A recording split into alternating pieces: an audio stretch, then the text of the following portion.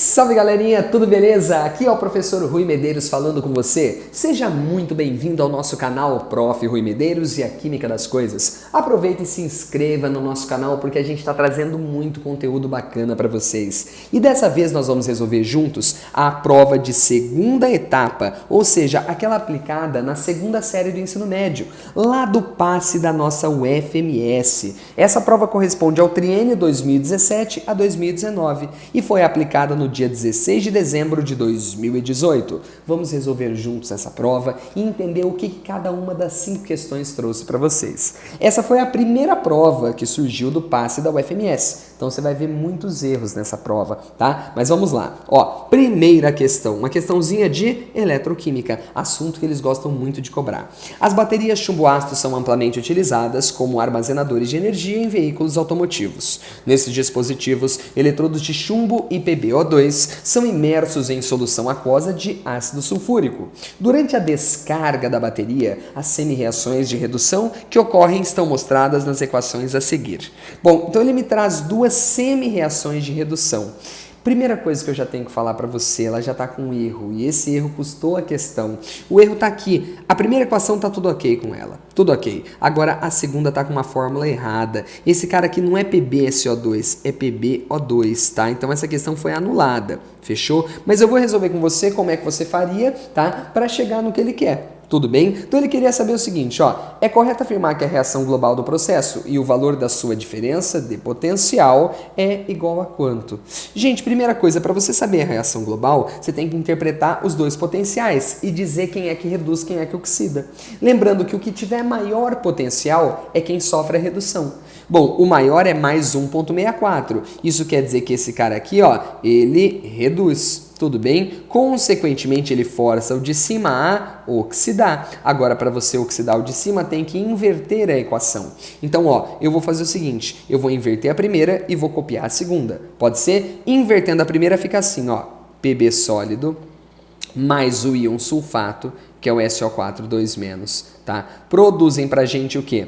PbSO4, que é o sulfato de chumbo 2, tá? Mais 2 elétrons, certo? Mais 2 elétrons. Bom, agora eu vou fazer a segunda, só vou copiar. PbO2, né? Copiando sem aquele errinho, PbO2, mais o sulfato aquoso, tá? Isso aqui mais 2 elétrons produzem pra gente o quê? Opa, esqueci de 4H+, sorry, né? Mais 4 íons H+ aquoso, tá? Isso aqui produz o que para nós? PbSO4 mais 2 águas, tudo bem? Mais 2H2O. Perfeito. Então agora a gente vai somar. Lembrando que quando eu somo, nós vamos cancelar quem aqui no caso? Os elétrons. Então, ó, 2 elétrons vão embora com 2 elétrons. O que mais vai embora? Nada mais vai embora. A equação global fica assim. Pb sólido, tá? Preste atenção, vou colocar aqui agora, ó, mais um sulfato com outro sulfato dá 2 sulfatos. Então, vou colocar mais 2 de SO4 2-, tá bom? Isso aqui, ó, mais PbO2 sólido, mais ninguém. Aqui já está pronto os reagentes. Mentira, estou esquecendo de novo do H+, mais 4H+ aquoso, certo? Isso daqui produz o que para nós? Produz, vamos lá, PbSO4 com PbSO4 vai dar o que para nós? 2 de PbSO4, certo? Isso aqui mais as 2 águas, tá bom? Essa então é a nossa equação global. Bom, a letra A não mostra isso, certo? Então esquece. A letra B, ela também não mostra isso. A letra C, vamos lá. Pb tá aqui. PbO2 tá aqui. 2 de ácido sulfúrico. Opa, pera um pouquinho. Se a gente juntar 2 sulfatos com 4H+, você concorda que isso daqui dá 2 de H2SO4, certo? Então tá ok. Isso forma 2 de PbSO4, certo? Sólido, mais 2 águas. Perfeito, perfeito, perfeito. Assim como a letra D de dado, né? Então, ó, a letra C e a letra D estão corretas. Se a questão não tivesse vindo com erro, a gente teria que calcular a DDP. Se bem que nem precisa, né? Porque pilha é sempre um processo espontâneo. Então, não tem como a DDP ser negativa. Portanto, a letra C seria a resposta. Mas vou só calcular aqui com você. Como é que a gente calcula a DDP? A DDP você calcula assim. Pega o maior menos o menor. Ou seja, mais 1,64 menos o menor, que é menos 0,36. Isso aqui vai dar uma diferença de potencial igual a quanto? mais 2 volt. Acabou. Essa daqui seria a nossa resposta. Então, se não tivesse acontecido aquele erro, a questão teria sido bacaninha. Tudo bem? Mas foi a pressa. Essa foi a primeira prova que eles fizeram. Então, assim, fizeram a toque de caixa nos 45 do segundo tempo. Né? Agora a gente vai para a próxima, uma questão que trabalhava sobre radioatividade. Vamos lá? A radioatividade é um ramo da ciência que oferece vários benefícios para a humanidade. Por exemplo, na área da saúde, o diagnóstico e o tratamento de câncer através de radioisótopos. O iodo 125, o isótopo do iodo, tem meia-vida de 60 dias. Lembrando que meia-vida é o tempo que a minha amostra demora para reduzir a metade. Considerando uma dose de 2 mg, então ele me deu uma dose inicial de 2 mg desse radioisótopo sendo administrada a um paciente, é correto afirmar que a massa que irá decair após 6 meses de tratamento será quanto?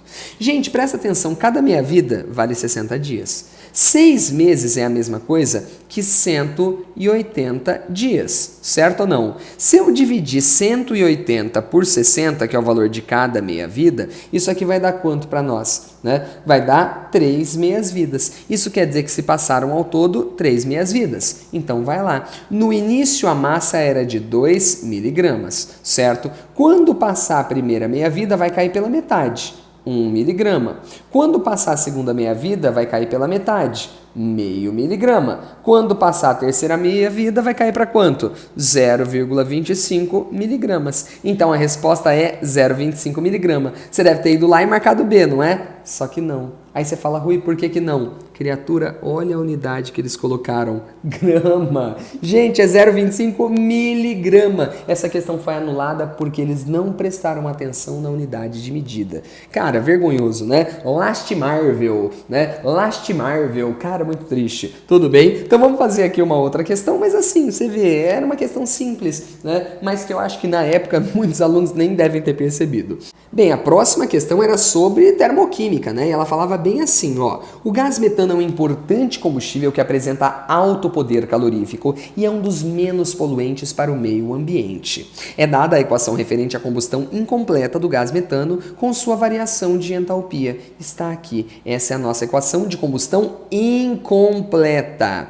Sabendo-se que o CO apresenta variação de entalpia de combustão igual a menos 284, peraí, deixa eu transformar numa linguagem de equação para você. O que é a entalpia? O que é a entalpia de combustão do CO?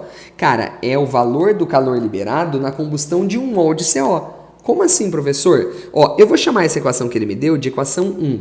Vou colocar aqui agora para você uma equação 2, que seria a combustão do CO. O CO vai ser o combustível e ele vai reagir com o O2, produzindo o que para nós? CO2, né? Claro, a combustão dele tem que liberar CO2. Para poder balancear, eu tenho que pôr um meio aqui na frente, para que eu tenha um oxigênio aqui, mais um oxigênio, dando os dois da direita. Ele me disse que o valor da entalpia dessa reação é menos 284. Então, o calor liberado é 284 kJ.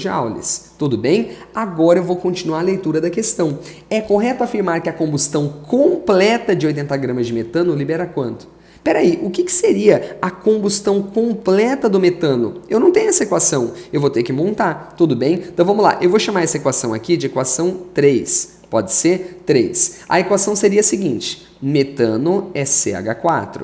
Esse cara vai sofrer combustão completa, então vou reagir com O2, produzindo o quê? O carbono vira CO2, o hidrogênio vira água. Eu preciso saber qual que é o valor da entalpia dessa reação para a gente poder fazer aquela continha que ele pediu.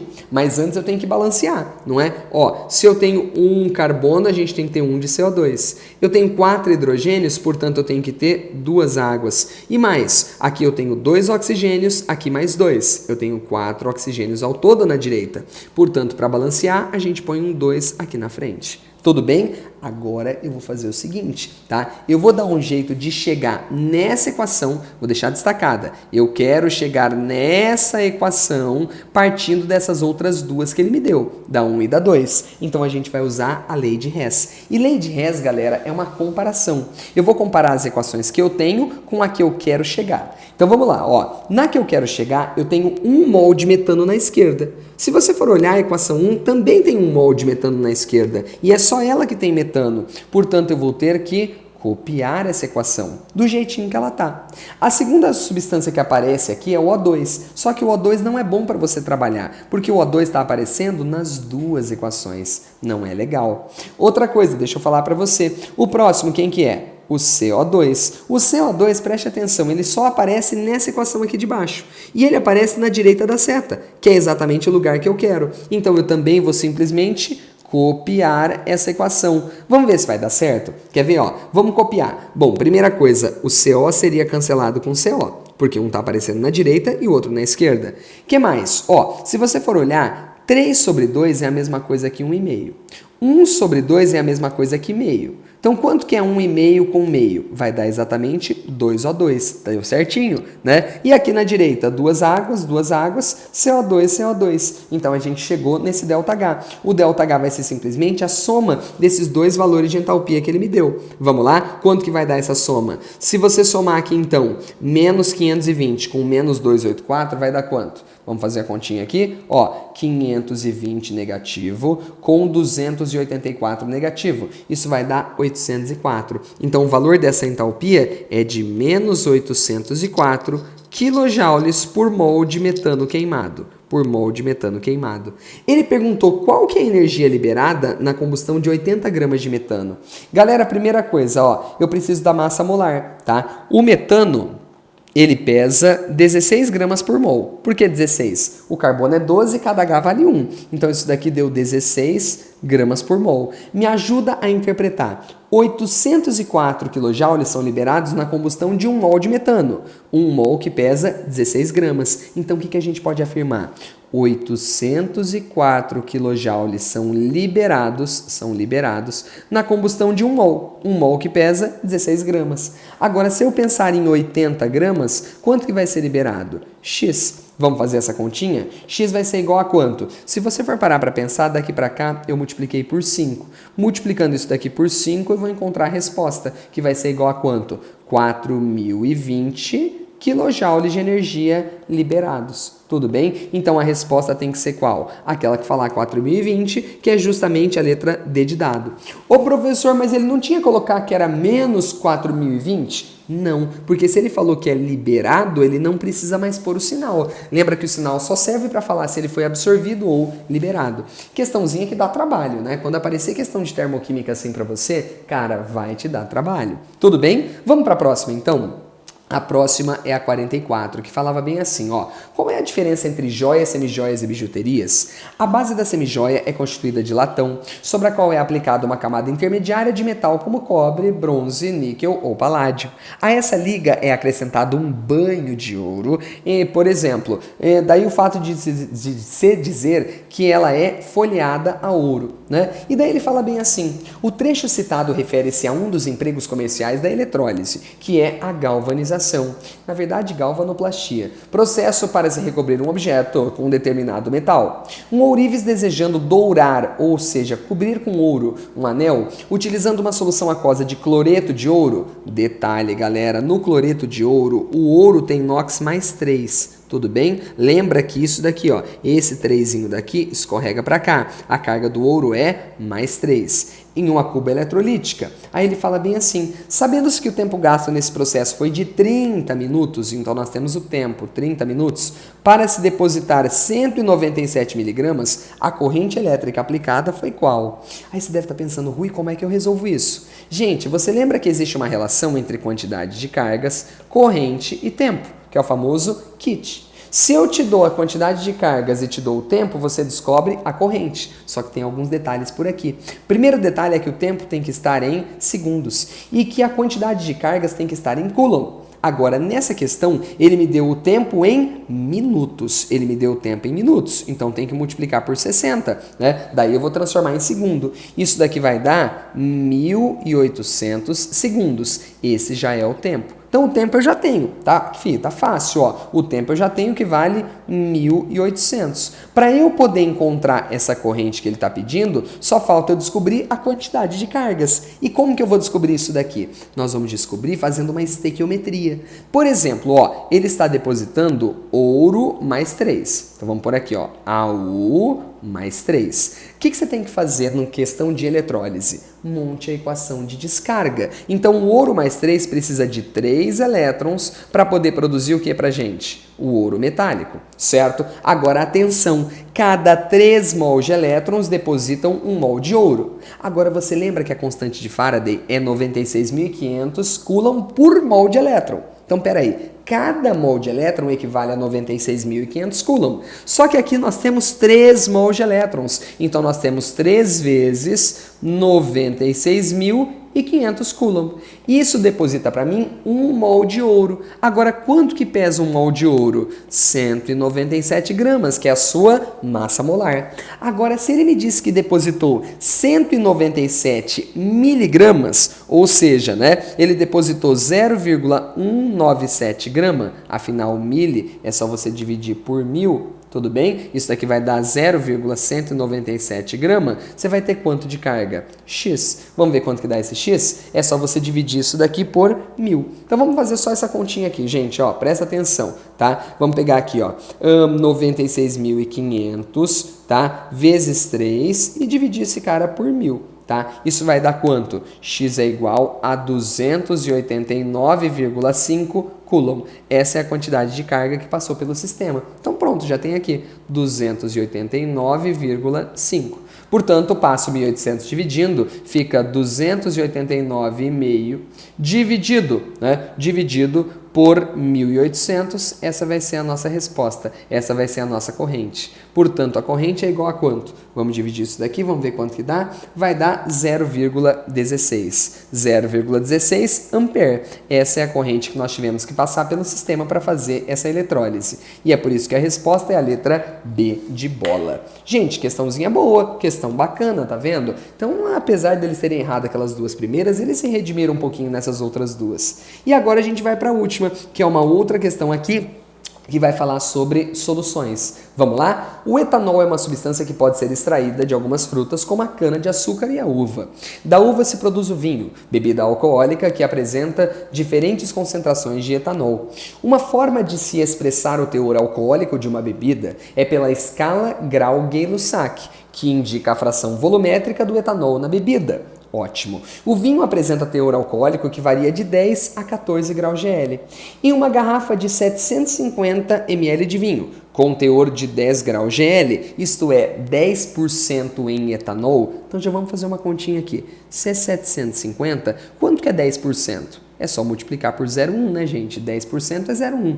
Isso daqui vai dar quanto para nós? Vai dar 75 ml de etanol. Essa é a quantidade de álcool que você tem nessa garrafa, né? E ele fala, a quantidade aproximadamente presente de etanol é de quanto em mol, porque ele quer a resposta em mol. Bom, deixa eu te falar uma coisa. Ele quer saber qual é a quantidade aproximada em mol. Como é que eu vou fazer isso? Bom, com volume eu não acho mol, mas ele me deu a densidade do etanol, que é igual a 0,8 gramas por ml. Então, o que eu posso fazer? Eu sei que densidade é massa sobre volume. Se a densidade é 0,8, dá para a gente poder descobrir a massa, já que eu sei que o volume é de 75 ml. Então, a massa que você tem aqui é de quanto? Vamos fazer essa continha?